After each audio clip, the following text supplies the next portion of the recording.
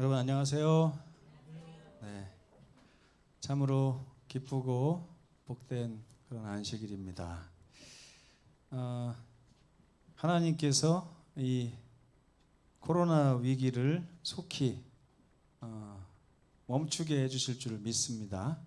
다음 주까지 제 4단계로 이렇게 예배를 드리고 그 다음부터는 다시 20%까지 이렇게 정상 예배를 드릴 수 있을 것이라고 생각합니다. 오늘은 성령에 대한 두 번째 시간입니다. 지난 안식일에 성령에 대해서 첫 번째로 말씀을 드렸고요.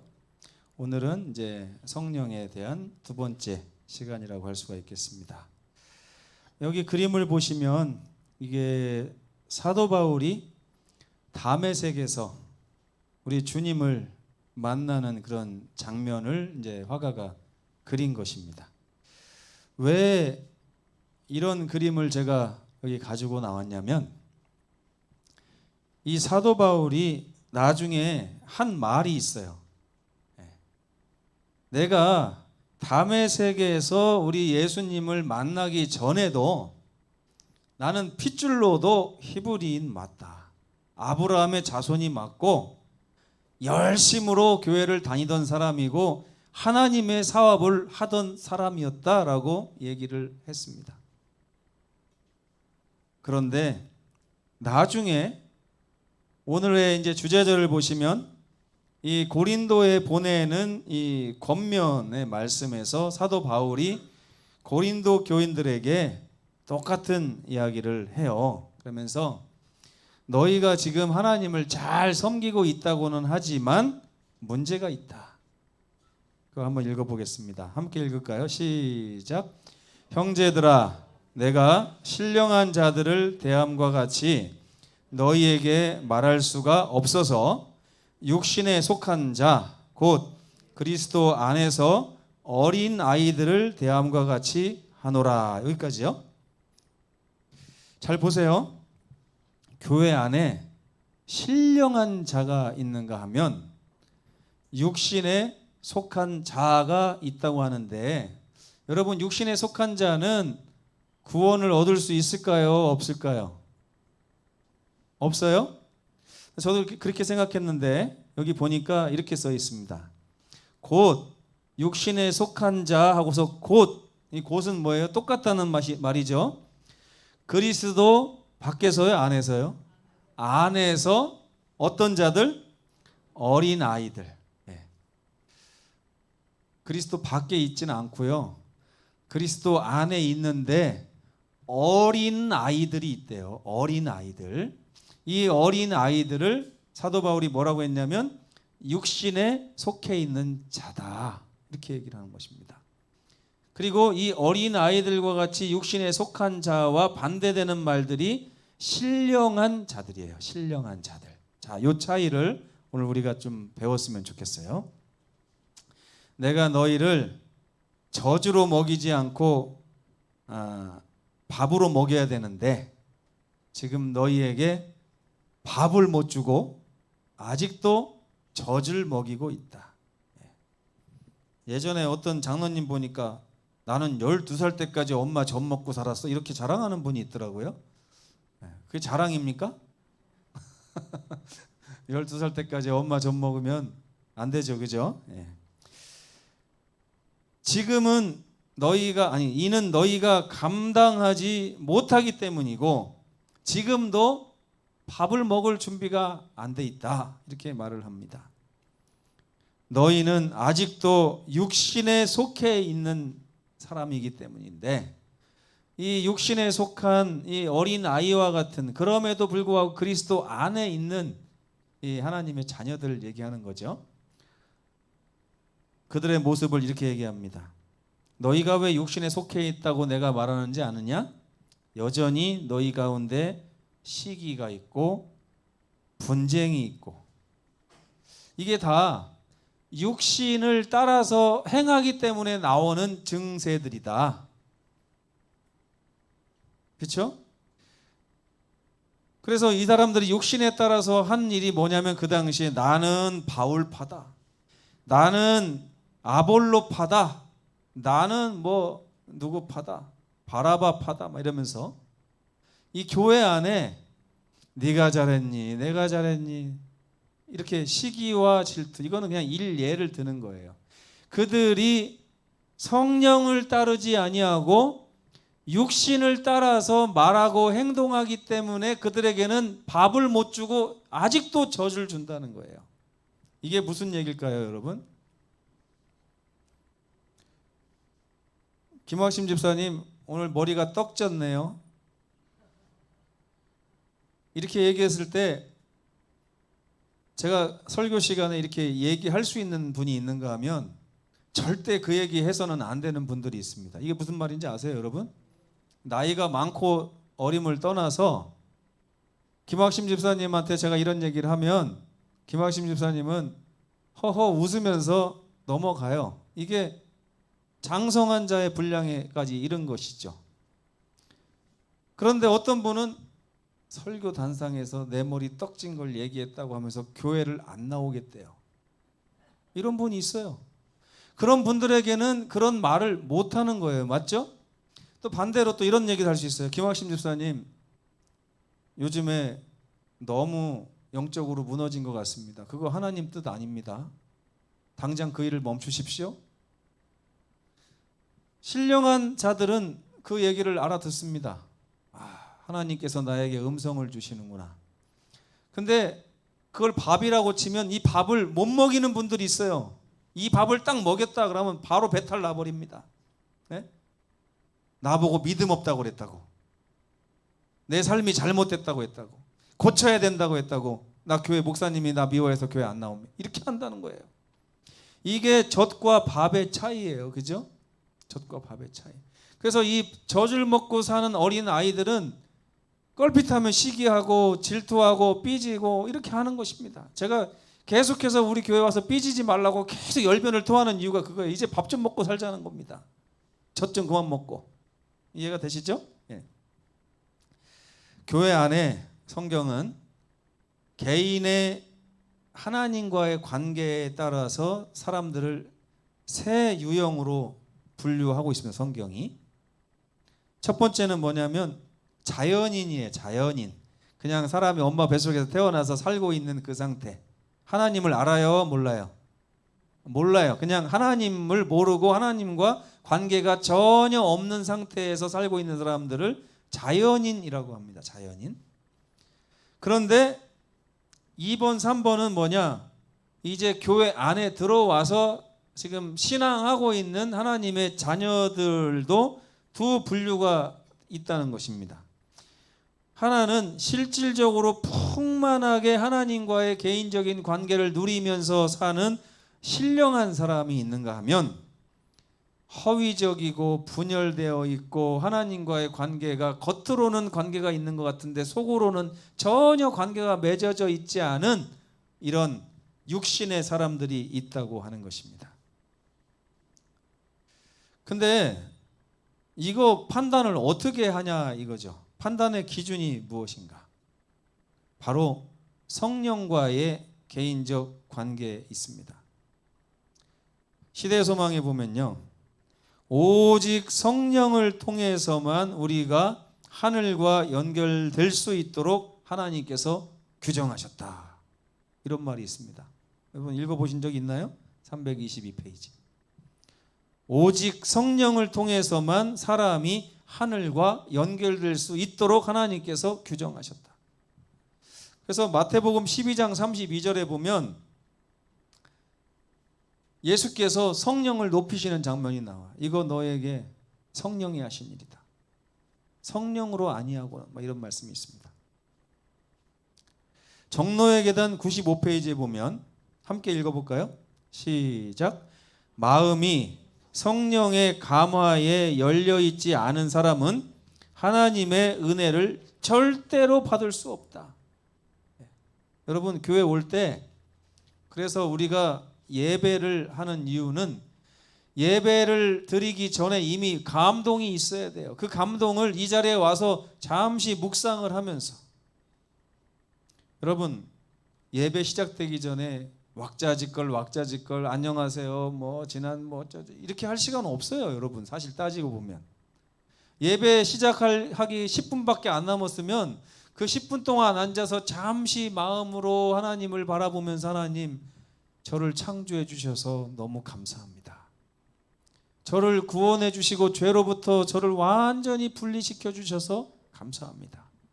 이 세상에 어떤 일이 있다 할지라도 끝까지 저를 사랑하시고 저 하늘까지 저와 동행하신다고 약속해 주셔서 감사합니다. 이런 묵상으로 준비를 해야 돼요. 제가 아까 처음에 보여드렸잖아요. 지금은 기도로서 예배를 준비하는 시간입니다. 저도 그동안 제가 이걸 못해서 참 죄송합니다. 근데 오늘 말씀 준비하면서 그걸 좀 넣어야 되겠다는 생각을 했어요. 마음이 성령의 감화에 열려 있지 않은 사람은 결코 하나님의 은혜를 받을 수 없다. 그러니까 이곳에 오셨을 때 마음을 여는 묵상의 시간을 꼭 가지시고 제가 찬미를 틀어드리면 그 찬미 가사를 따라 부르시면서 마음에서 은혜를 받으시면 좋겠어요.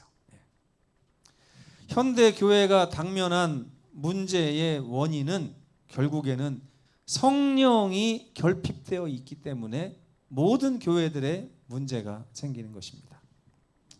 이 교회가 직면하고 있는 이 성령의 결핍을 저는 사람으로 말하면 영적인 빈혈이라고 제가 표현을 했습니다. 빈혈.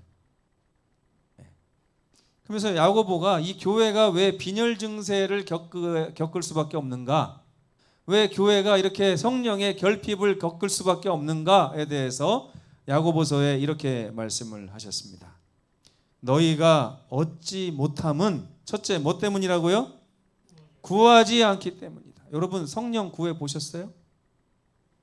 네? 어느 정도 구해 보셨어요? 성령은 어느 정도 구해야 됩니다. 여러분 예전에 이런 말이 있었어요. 여자는 몇 번 찍어야 넘어갑니까? 네? 여기 박종수 장로님은 10번이라고 얘기를 하셨어요. 여자분들 여자는 몇 번 찍어야 넘어갑니까? 11번이요? 네. 몇 번 찍어야 돼요? 현 집사님 몇 번 찍어야 넘어갑니까? 찍어본 적이 없습니까? 선물로 받으셨어요? 이런 말이 있어요. 넘어올 때까지 찍어야 넘어온다. 여러분 성령 구하셨습니까? 언제까지 구해야 돼요? 옛날에 구해봤더니 안 주셨어. 이거 다 소용없는 말이에요. 성령은 언제까지요? 하나님께서 주실 때까지 구하는 게 성령입니다. 근데 여기 뭐라고 해요? 너희가 얻지 못함은 주실 때까지 구하지 않았기 때문이다. 주실 때까지. 하나님 참 야속하지 않으세요? 사탕을 줄 거면 빨리 주지. 내가 줄 때까지 계속 달라고 해라. 이건 좀 말이 안 될 것 같다는 생각이 드는데 이것도 사실 여러분 하나님이 우리 가지고 갖고 놀려고 하는 게 아니라 우리가 성령의 필요를 더 절실하게 느끼라고 하는 하나님의 그 음성이에요. 여러분 솔직히 생각해보면 성령 얼마나 구해보셨어요? 한두 번 구해보고서 아이고 안 되는가 보다 나는. 예? 엘렌 화이트의 지적도 이렇습니다. 아주 정확해요. 여기 시대소망 672페이지에 보니까 그들은 그리스도에 관하여 성령에 관하여 말은 한다. 그러나 아무런 유익도 얻지 못했다. 왜 그럴까요? 예수님도 성령도 아직 받지 못했기 때문에 그래요. 그들은 거룩한 능력의 지도와 제재를 받도록 영혼을 우리 주님께 전적으로 복종시키려고 하지를 않는다. 그렇기 때문에 하나님이 성령을 주실 수가 없는 거다. 네? 전적으로 하나님 저 성령 없으면 안 됩니다. 저는 무조건 성령의 음성을 듣고 살겠습니다. 하나님 성령을 주십시오. 주실 때까지 제가 놓지 않겠습니다. 여러분 야곱이 야복강에서 한 말 기억하세요? 나에게 축복하기 전에는 내가 당신을 절대로 보내드리지 않겠습니다. 그거잖아요. 자, 그게 첫 번째입니다. 두 번째는요. 구하여도 받지 못하는 사람도 있대요. 100번을 구하고 1000번을, 여자는 11번 찍으면 넘어온다고 하는데 성령을 달라고 100번 1000번을 기도해도 성령을 안 주셔요. 왜? 이유가 뭘까요? 정욕으로 쓰려고 잘못 구하기 때문이다. 이게 무슨 말입니까? 하나님의 성령을 구했을 때는 하나님의 성령이 오셔서 나에게 말씀하실 때 완전히 굴복하고 복종하기로 마음에 결심을 해야 돼요. 그런데 성령을 구하는 이유가 하나님 말씀에 나를 맞추려고 하는 게 아니라 나에게 하나님의 성령을 맞추려고 구하기 때문에, 정욕으로 쓰려고 잘못 구하기 때문에 그런 것이다. 야고보가 분명히 얘기했습니다. 교회 안에 어린 아이들이 많답니다. 세상은 해가 바뀔 때마다 나이를 먹는다지만 교회는 그래요, 안 그래요? 교회에서 나이 먹는 방법은 다릅니다, 여러분. 교회에서 예전에 어떤 분들이 누구는 교회 나온 지 3년 만에 집사를 주는데 나는 교회 나온 지 20년 지났는데도 집사를 안 주네 하면서 삐지는 경우가 있어요. 왜 집사를 안 줄까요? 집사 안 준다고 삐지니까. 그렇죠? 그게 뭐예요? 아직 영적으로 어른이 안 됐다는 거잖아요. 그죠? 교회 나온 지 3년 만에 집사를 주는 이유는 뭐예요? 3년밖에 안 됐지만 영적으로 자라나서 집사를 받을 수 있다고 영적으로 판단이 되기 때문에 집사를 주는 것입니다. 그렇죠? 남의 일이 아니에요, 여러분. 우리 교회도 제가 15년 동안 그런 일을 많이 봤어요, 여러분. 이거 다른 사람 얘기 아니고 우리 얘기입니다, 우리 얘기. 예? 이제 앞으로 장로님들도 또 세워야 돼, 세대 교체도 해야 되고. 근데 예수님께서 말씀하셨잖아요. 먼저 된 자가 나중될 일이 있을 것이다. 나중된 자가 먼저 될 일도 있을 것이다. 여러분, 이걸 받아들일 수 있어야 이게 장성한 자예요. 그렇죠? 근데 아무개 집사는 나랑 똑같이 침례받았는데 누구는 장로를 주고 나는 장로를 안 주고 이렇게 할 수도 있습니다. 여러분, 집사도 마찬가지고 직분도 마찬가지고. 여러분, 성령의 음성을 듣지 않으면 아까 고린도전서에 뭐라고 써 있어요? 반드시 시기하는 일이 생긴다 그랬어요. 어린 아이처럼 질투하고 분쟁이 난다 그랬어요. 왜 그래요? 왜? 분쟁이 왜 시기가 일어날까요? 똑같이 침례받았는데 누구는 주고 누구는 안 주고, 이게 시기의 조건이 된다니까요. 성령의 음성을 따르지 않는 사람은 거기에 반드시 넘어가게 돼 있습니다. 제가 이걸 1년 반 전에 얘기하는 거예요. 지금 내년 12월이 되면 우리는 또 그 일을 겪게 될 것입니다. 선거하면서. 그렇죠? 그러면서 바울이 이런 말을 합니다. 형제들아, 내가 너희에게 그리스도 안에서 어린 아이들을 대함과 같이 하고 있다. 제가 보니까 저도 바울처럼 여러분들 나이가 많건 적건 어린 아이처럼 조심스럽게 대할 때가 너무나 많지 않나, 이런 생각을 합니다. 여러분도 저를 대할 때 그렇게 하실 수도 있어요. 그렇죠? 그러면서 뭐라고 합니까? 너희는 아직도 여적지 육신에 속한 자로다. 이 성령을 구해서 성령의 음성을 듣고 살지 않는 사람은 반드시 육신을 쫓게 돼 있습니다. 그 육신을 쫓는 사람들로 인해서 교회는 결핍되고 성장하지 않고 제자리 걸음을 하게 되는 거예요. 제가 안식학교 때 분명히 말씀드렸어요. 이런 얘기를 하기 위해서 미리 제가 예방주사를 놨습니다. 안식학교 시간에. 그죠? 내가 여적지 육신에 속한 자인데 어떻게 구원을 얻겠단 말, 이런 생각하지 말라고 했어요. 제가. 왜요? 그리스도 안에서 어린아이일 뿐이지 그리스도 밖에 있지 않기 때문에 그렇습니다. 아멘? 네. 아멘도 안 하시네. 자, 1층에 우리 문장로님 아멘입니까? 네. 소리가 안 들리지만 감사합니다. 그러면서 바울은 이렇게 얘기합니다. 함께 읽겠습니다. 시작. 나는 심었고 아볼로는 물을 주었으되 오직 하나님께서 자라나게 하셨나니. 여러분, 교회 안에서 나이 못 먹는다고 억울해할 필요 없어요.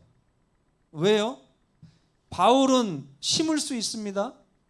아볼로는 물을 줄 수 있어요. 그러나 자라나게 하시는 분은 하나님이시고 여러분을 나이 먹게 하시는 분은 하나님이시라는 거예요. 그런데 하나님과의 관계가 끊어졌는데 저보고 어떻게 하라고요? 바울이 그러는 겁니다. 나보고 뭐 하라고, 어떻게 하라고? 너가 하나님의 성령을 구해서 하나님과 밀접한 관계를 맺었을 때 하나님이 너를 자라나게 하실 텐데 하나님과 관계를 탐하지 않고 구하지 않으면서 나보고 어떻게 하라는 얘기냐? 교회 안에서 나이 먹으려면 장성한 자가 되어 하나님께 영광 돌리려면 하나님의 자라나시게 함을 입어야 됩니다. 하나님의 능력만이 여러분을 자라나게 하실 수 있어요. 그들이 자라지 못한 이유는 여전히 육신을 의지하기 때문에 그렇습니다. 하나님의 성령을 받아서 성령을 따라서 행할 때에 그들이 자라날 텐데 여전히 성령을 결핍된 상태에서 자연히 육신을 따를 수밖에 없죠. 그래서 너희는 내가 약속한 것을 받기까지 예루살렘을 떠나지 말라 하고 예수께서 승천하실 때 초대교회에게 명령을 하신 것입니다. 근데요, 더 이상한 말씀이 있어요. 자, 육신에 속한 자들이 교회 일을 열심히 할까요? 안 할까요? 네? 저는 안 할 줄 알았어요. 안 할 줄 알았는데 성경은 뭐라고 하냐면 그들은 교회 활동에 아주 적극적일 수도 있다. 크게 기여하기도 한다 그랬습니다. 성전을 옮길 수도 있고 건축을 할 수도 있고 전도회 때 구도자를 데려다가 침례도 받게 할 수 있고 다 할 수 있다는 거예요. 병도 낫게 할 수 있고. 읽어볼까요? 마태복음 예수님 말씀하신 거 7장 21 시작. 그날에 많은 사람이 예수님더러 이르되 주여 주여 우리가 주의 이름으로 선지자 노릇 했어요 안 했어요? 주의 이름으로 귀신을 쫓아낸 적 있습니까 없습니까? 주의 이름으로 많은 권능을 행한 적 있습니까 없습니까? 라고 예수님께 따지고 있어요. 저는 보니까요, 이 사람만도 못하네 제가.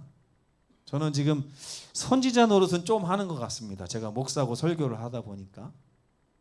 근데 주의 이름으로 귀신을 쫓아낸 경험이 아직 없어요. 제가 가만히 생각해 보니까 누가 귀신 들렸는데 확 쫓아내야 된다.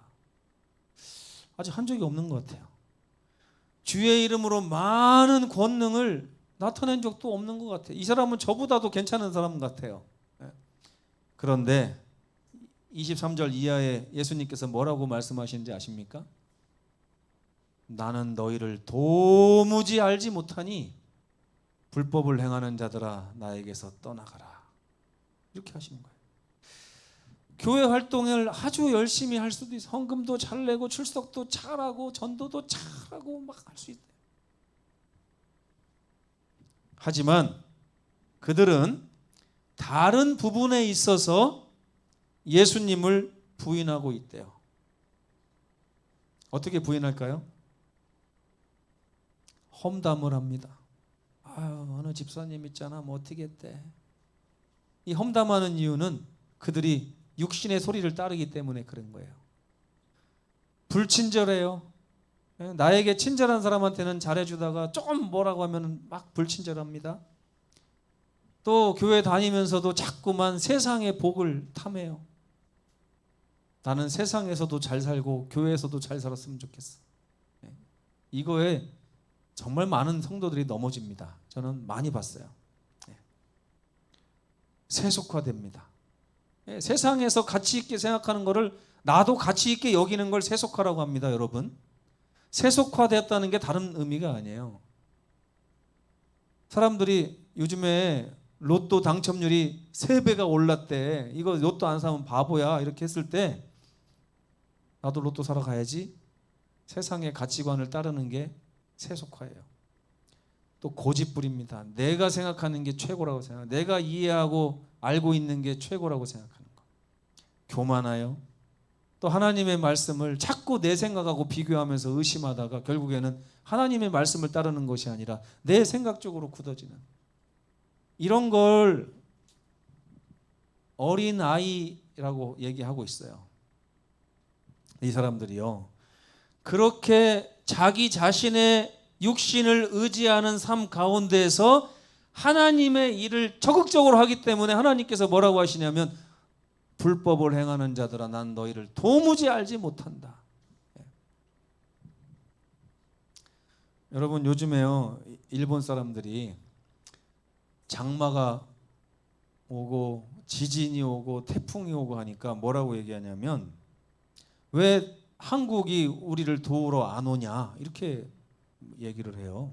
그래서 그 이유가 뭔가 봤더니, 우리가 너네를 개방시키고 기반시설을 건설하고 너네를 개화시켜서 우리가 너희를 통치하는 바람에 너희가 그렇게 지금 잘 살게 됐으면서 왜 우리를 안 도와주냐, 이런 생각을 하는 거예요. 여러분, 어떤 마음이 드세요? 어이가 없죠? 지금 예수님도 어이가 없는 거예요. 예수님도. 그죠? 자기들은 우리를 위해서 식민 통치를 했대요. 근데 우리가 원한 적이 있습니까? 없습니까? 없어요. 여기 보면 그날에 많은 사람이 주여 주여 하면서 우리 주님의 이름을 높이기 위해서 귀신도 쫓아내고 선지자 노릇도 하고 권능도 행했다고 지금 말하고 있는데, 예수님 뭐라고 하고 있어요? 예수님이 내가 언제 너희한테 그걸 하라고 했냐? 너희는 육신에서 나오는 그런 음성을 듣고 그 일을 한 것이지, 내가 너희에게 베풀어준 성령의 음성을 듣고 그 일을 한 것이 아니니라. 우리가 일본에게 우리를 좀 다스려 주십시오라고 요청해서 그렇게 했다면 우리는 일본에게 감사해야죠. 그죠? 그래서 가서 도와줘야 돼요. 근데 아니에요. 우리는 식민 통치를 바란 적이 없어요. 예수님은요, 이것보다 더 먼저 우리 마음에 성령을 따라 행하는 일이 얼마나 중요한지를 말씀하고 계신 것입니다. 그들은요, 이렇게 얘기합니다. 우리는 어차피 죄인이야. 우리 힘으로는 죄를 이길 수 없어 라고 스스로 위로하기도 하면서 여전히 어린아이처럼 살고 있어요. 그러나 그들은 예수님을 붙잡아야 합니다. 예수님을 붙잡아야만 자라남이 있어요. 근데 예수님을 붙잡지 않으면서 우리는 애초에 죄인이기 때문에 성장할 수 없는 게 당연해. 죄를 지을 수밖에 없는 게 당연해. 남을 미워하는 게 당연하고 시기하고 분내는 것이 당연해 라고 생각한다는 거예요. 당연하죠. 그러나 주님께서는 다른 길을 내셨어요. 성령이 오직 너희에게 임하시면 너희가 권능을 받고 나의 증인이 될 것이다. 성령을 구하라. 왜 성령을 구하지 않습니까? 우리가 저에게 하는 말입니다. 제가 목회하면서 이 교회를 진단 내리기를 여러 모양으로 우리 서귀포교회는 이게 필요하구나, 이게 필요하구나, 이게 필요하구나. 그러나 여러분, 15년 동안 제가 우리 서귀포교회는 하나님이 약속하신 성령이 필요하구나라고 생각하고 그렇게 기도하지를 않았다고 이렇게 하나님 앞에 고백합니다. 요즘에 하나님께서 이런 음성을 들려주시면서 지금이라도 늦지 않았으니 성령을 구하라. 우리 교회에 이렇게 음성을 들려주시고 계신 것입니다. 여러분, 이 음성에 응답하시겠습니까? 네. 예수께서는 내가 너희를 도무지 알지 못하니 불법을 행하는 자들아. 왜 불법이라고요? 성령의 음성에 따라 한 일이 아닌 것은 다 불법. 바울이 뭐라고 했어요? 사랑으로 믿음으로 따라하지 않는 모든 일은 다 죄니라. 아멘. 그들에 대한 예수님의 처방은 간결합니다. 함께 읽겠습니다. 시작. 누구든지 나를 따라오려거든 자기를 부인하고 자기 십자가를 지고 나를 따를 것이니라. 자기를 부인하래요. 더 이상 육신을 쫓지 말라는 것입니다. 성령을 따라 행하라는 거예요. 사도 바울 역시 같은 말을 합니다. 그러므로 형제들아, 내가 하나님의 모든 자비하심으로 너희를 권하노니 너희 몸을 하나님이 기뻐하시는 거룩한 산 제물로 드려라. 하나님께 드려지지 않은 육신은 어떤 육신도 사용할 수가 없다라고 바울이 얘기하면서 이는 너희가 드릴 영적 예배니라. 죄의 속박에서 놓이고 못 놓이는 것은 전적으로 우리의 선택에 달려 있습니다. 우리의 삶을 우리를 주관하시는 예수님과 성령님께 온전히 굴복하고 드리는 이런 헌신이 없고서는 우리는 결코 죄의 속박으로부터 완전히 자유로울 수가 없다는 것입니다. 결론입니다. 하나님께서는 당신의 뜻을 우리 안에서 이루시기 위하여 우리를 당신께 바치라고 요청을 하십니다. 유명한 모리스 벤든 목사님이 이렇게 말씀하셨어요. 부분적인 굴복이라는 것은 있을 수가 없다. 그러면서 예를 들었어요. 아주 재미난 예를 들었어요. 나 약간 임신했어. 이 말이 됩니까? 안 됩니까? 임신이면 임신이고 아니면 아니지 약간 임신이 있어요? 없어요? 없어요. 마찬가지로 나 주님께 약간 굴복했어? 이런 말도 안 된다는 거. 나 주님께 약간 헌신했어? 안 통해요. 굴복이든 아니든 둘 중에 한 편만 있다는 것입니다. 예수께서 포도나무의 비유를 말씀하시면서 내 안에 거하라 이렇게 하셨잖아요. 다음과 같이 그 목적을 밝히셨어요. 내가 이것을 너희에게 이르는 이유는 내가 지금 갖고 있는 기쁨이 너희 안에도 있어서 너희의 기쁨을 충만하게 하려 함이라.